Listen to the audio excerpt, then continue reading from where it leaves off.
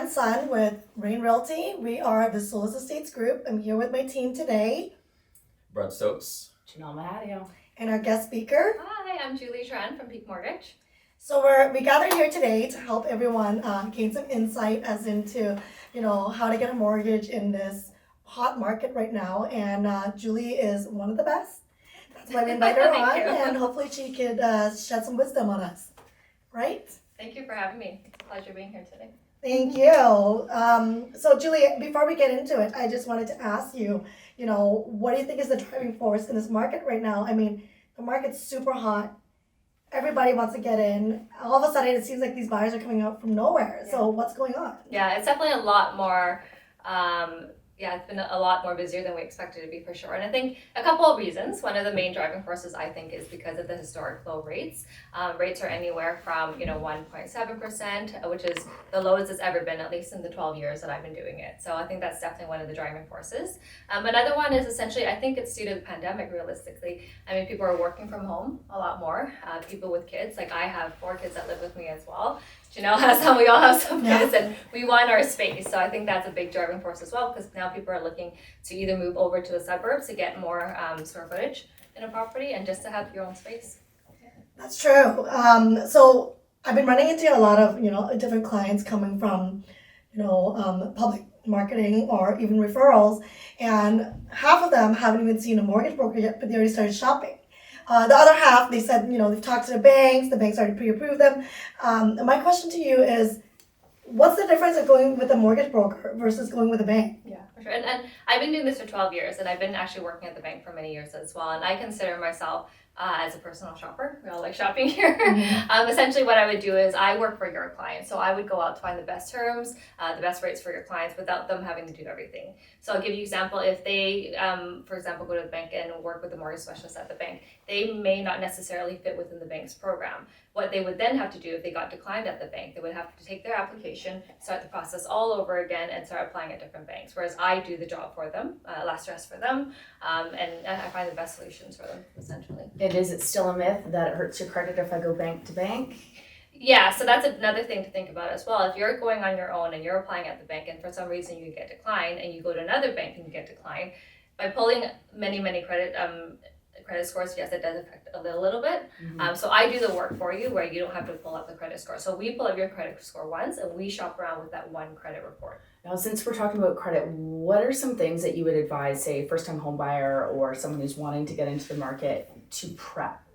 Yeah, prepping is so important, especially with today's market. How to prep essentially is, if you're a first-time home buyers and you've never checked your credit score, I would always check your credit score. Even for someone that is not looking for a mortgage, definitely check your credit score, because that's essentially what gets you approved, is how good your credit score is. It's your financial resume, and you want to make sure that you don't have any collection items or things on there that you may not necessarily know. And I think I have a lot of clients who will apply for a mortgage, and when I pull up their credit bureau, they're like, whoa, what is this? I don't even know. I've never seen this on my credit bureau before. So it's definitely good to pull it up and see what your credit score is. Or that one credit card you had when you were 19 and you didn't know that was still on there that has $5 owing. Yeah, exactly. And that really harms. And it takes 7 years to actually get a collection item out of your credit score. So by doing something without realizing it, it's going to take you 7 years history just to get away from having a bad credit score. Wow. Yeah. Just like a criminal record. Yeah.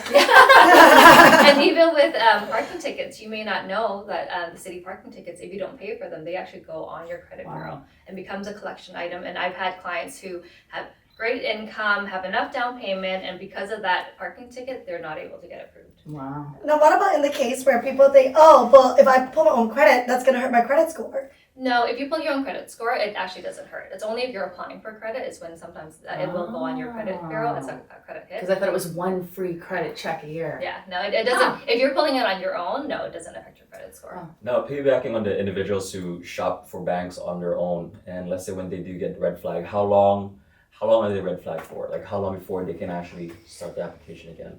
I wouldn't necessarily it's been red flag, but they will check. Like every time I pull out credit bureau for a client, I see where you actually have gone to pull your credit history. If you've done it 4 or 5 times, what it causes a little bit of a concern. So like the red flag you're talking about, to a lender to be like, okay, why are you applying at so many different banks? Normally, if you applied at one bank, you've got approved, you're not going to necessarily go out and apply at another bank, right? So it does cause a red flag for sure. So I would, again, working with the mortgage broker, we pull your credit bureau once. If it doesn't get approved at one particular bank, we go and shop with the same credit report, so it doesn't look like you pulled it so many times, and they may not know behind the scenes that we're applying at multiple banks. What's the bank typically? What are you looking for in terms of credit score? Your bare minimum would have to be about 680 credit score. That's pretty on the low side.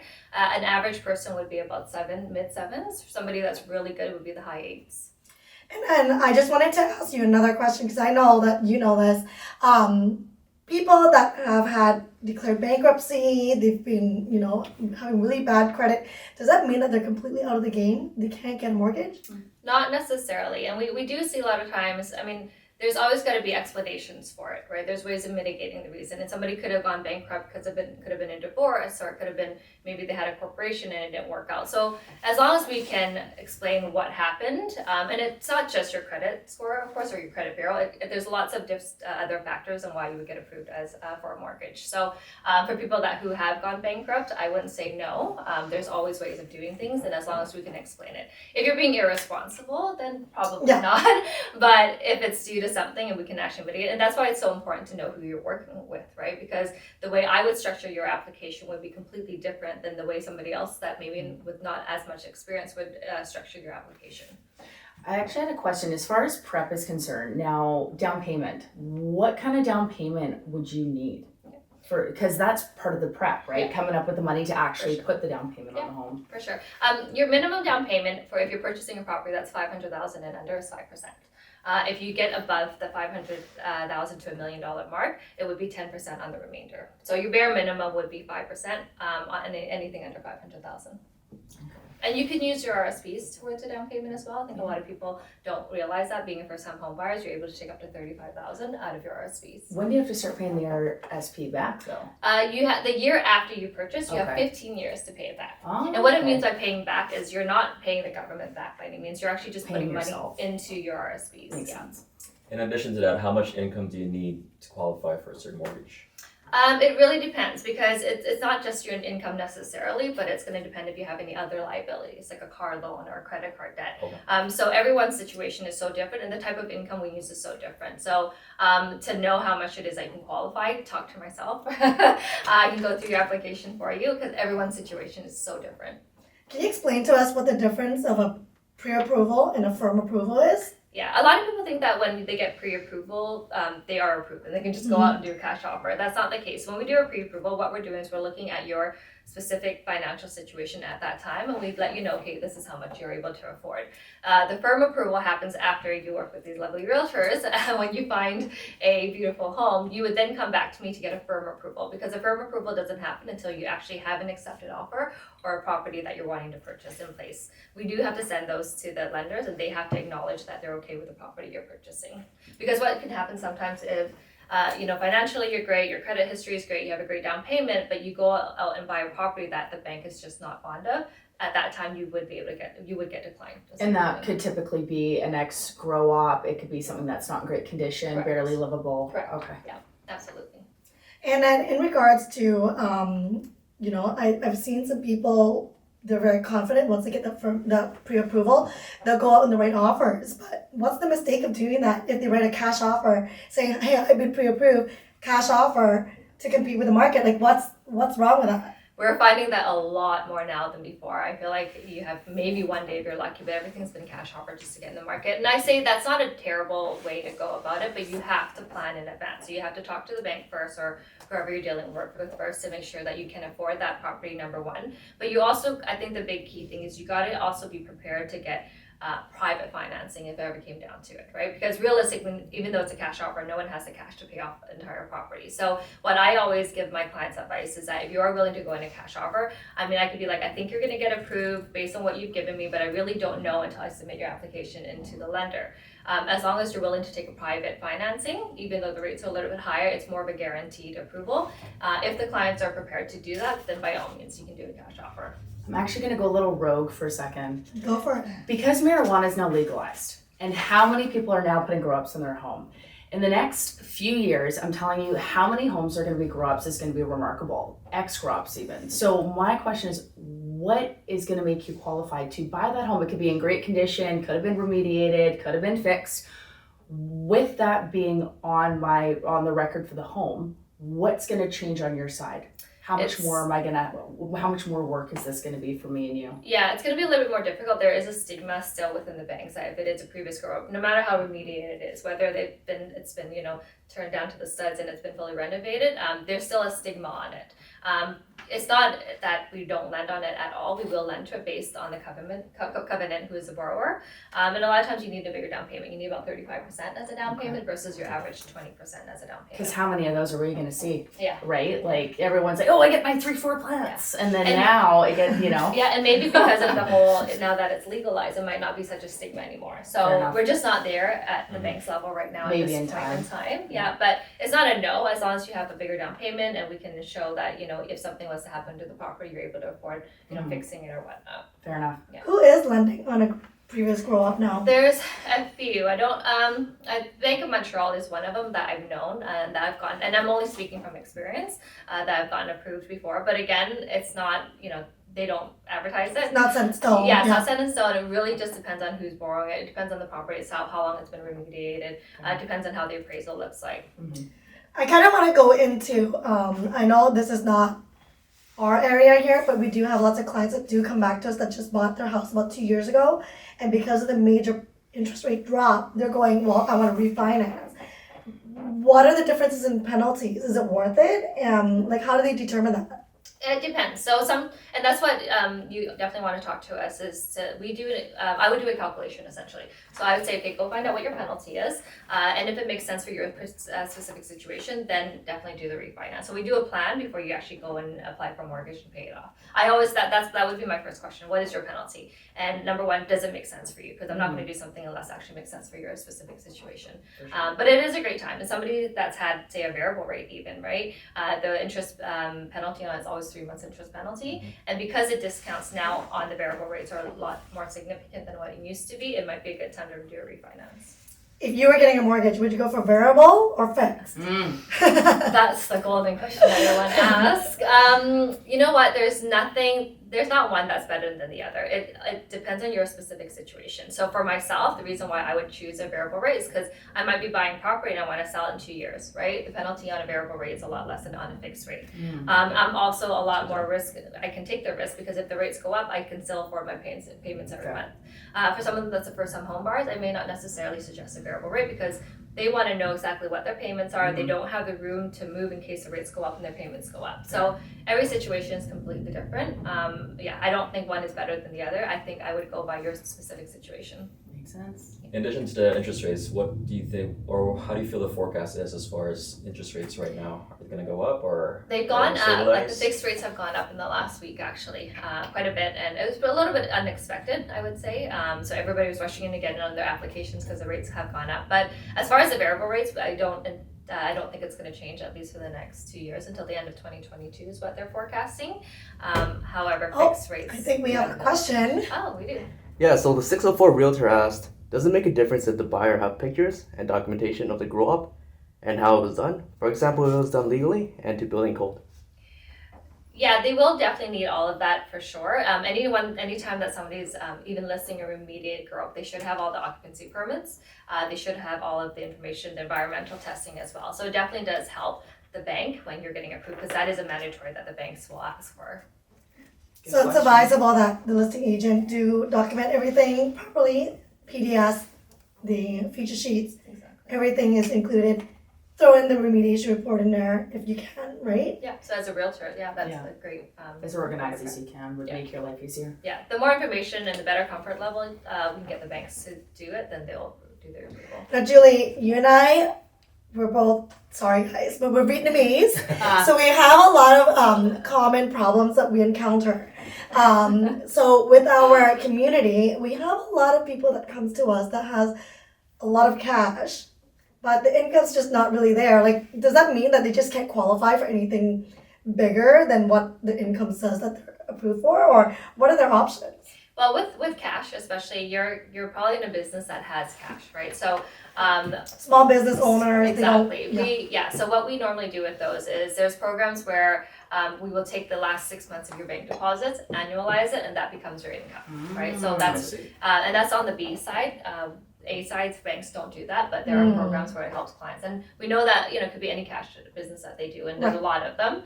So as long as they're depositing the cash into their accounts, we will take 6 months deposits and use that as income. So they're not a write-off completely? No, they're definitely. I was gonna say their plants are doing well. They want to get into the market. Sometimes it's better. Yeah, sometimes it's better with those type of programs, even for than an average person who makes a salary income. There's way more room to get away from it. Right.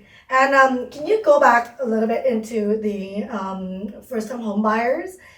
What's the difference between putting something under 20% down payment and then putting more in? Like, what are the perks? Does that just mean that your mortgage payments are less? Or, what's the benefit of it? Yeah, if you can come up with 20%, which is very difficult in BC because the house prices are so expensive, but if you can come up with 20%, by all means, yes, you definitely want to do 20%. That way you're not paying the mortgage default premium that you would pay if you're putting less than 20%. The more you put down doesn't necessarily mean it's going to change the approval. Like sometimes you can get approved for 80% financing, so they don't want to put the additional down payment because they want to save that for mortgage payments or have a buffer at the end.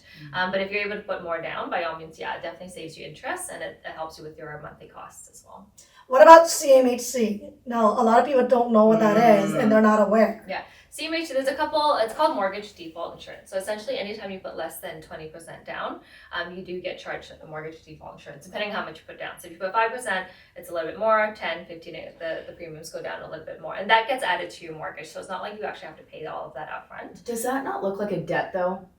Meaning that like the CMHC, does it not kind of look like a bit of like a loan and affect you in the pre-approval process as well? Because I had a client where first-time home buyers, great job, good income, but if he used the CMHC, all of a sudden his pre-approval value went down because the CMHC, say the incentive, was The now premium applied gets as a loan. added to- The premium does get added to the mortgage, which means that you're borrowing a higher amount. Okay. Yeah, it's not a liability by any means. Yes and no, but yeah. So say your insurance premium is $10,000, that will get added onto your mortgage. So instead of $400,000 that you're borrowing, you're now borrowing $410,000. So But that little bit actually won't make it's significant. Yeah. You won't make a significant yeah, damage. and especially applying for a high ratio mortgage, they know that that's a fee that they have, so they might be okay if your ratios are a little bit higher because now you're putting the fee on to the ratio. Yeah. Does the stress test add to that as well, or is that something entirely different? Yeah, the stress test came out, I don't even know how many years ago, but essentially what it is you have to be qualified at a certain rate, so which is right now 4.79, or your current rate plus 2%, whichever is the greater. Because rates are so low right now, so if you took your rate, say 1.8%, and you add 2%, you're only at 3.8, so you have to still be qualified at the higher rate, which is 4.79. And that, essentially is just making sure that people who, because we're in such a low market rate right now, they want to make sure that if the rates go up in the next couple of years, which it probably will go up, that people can still afford their mortgage. Yeah. So whether you're doing 5% down or you're doing 20% down, you still have to get qualified at the qualifying rate. Right. It's great to know. Yeah. And I think I did have a client that can you tell us a little bit more about this? I had a client that bought a house, a few years back, and he's looking to sell now, and he's trying to see if it's worth it with the profit that he's making. He said something about, I have to pay the government back for the money that they lent to me for my mortgage. Like, what is that all about? Do you know what he's talking about? It could be, is it the 5% that he borrowed maybe from the insurance? I think he put in a certain amount and the government matched it, and then so now he has to pay back the government some of his whatever equity he's making. Yeah, that could have been a program that I think we have about maybe 2 years ago where they will match your down payment if you needed to, just to get up to that amount. So that could be what he's talking about. Right. Yeah. So once you sell your property, you do have to pay the government back on what you borrowed from them. And if it's the newer, it depends on which program he's in. But if it's the new program, there's a percentage that CMHC will actually take if you do borrow that 5% for the extra for down payment. Yeah. So it depends on which program and how long you got it. Right. So, and do you know if they calculate the payment back to the government? Because I think the interest is on the profit, right? Yeah. So there's a certain percentage of your profit that you have to give back to CMHC if you decide to borrow. And that program actually is very new. It's only been around for maybe 6 months, less than a year for sure. Oh wow. Yeah. So essentially what it is, if you have 5% down payment, and you can borrow up to another 5% depending on your income, etc. They will take a certain net profit from your proceeds essentially when you sell your property. I was So gonna say, they're it's gonna kind of take like a the cut. fine print of it, which may not work for everybody, but there's also, so to give back some of your income or your profit from it may not be suitable Ideal. for everybody, yeah. So what's your advice to us when we have new clients coming through now? Let's say today onwards, we have a new client that comes through. What's the first thing that we should be advising them to do before we start any of the research for them? A pre-approval. Like whether it's a first-time home buyers or someone that's been purchasing forever, pre-approval is so key, because what that will do is that will give us enough time to collect all the documents, data, so that they're prepared for when you make an offer. So yeah, I definitely would recommend a pre-approval, and then that lets you know that the clients are serious, because I obviously get to see a lot of their financial information. So if they're not serious about purchasing, they're not going to give me their financial information. So that saves you guys a lot of time. And is it true that some banks will hold the interest rates that they've been pre-approved for? Some banks, yeah, I think you have up to about 130 days at some banks to hold a pre-approval rate. What we normally do on the broker channel is we don't necessarily hold rates, but what we do is we take a look, and we're shopping. Once you have an accepted offer, we would then go and shop to see who has the best rates at that time, because your pre-approval rates is not going to be as good as your actual market rates, because when you're doing a pre-approval, they have to hold it anywhere from 120 to 130 days. They're not going to give you the best rate because they're holding it for such a long period of time. Whereas if you have an accepted offer, we know you're closing in 3 weeks, that's when we can shop for the best rates for you possible. Great. Do we have any other questions we'd like to interrogate Julie about? Bring it on. Well, I think that's it for us today. Julie, thank you so much for your info and insight. It was very educational. If there's anything that we've missed at all, or if there's anything that anyone would like to inquire about, we'll leave Julie's name and number at the end of the videos. So if anyone wants to give her a call, you're welcome to do so. After that, we'll take over and we'll help you guide you through the process. But yeah, thank you so much. Yeah, awesome. Yes, Thank you that for was having me. wonderful. Good luck Learned up there. lots. Our information will be at the end of this video, so feel free to call us. Thank you for watching.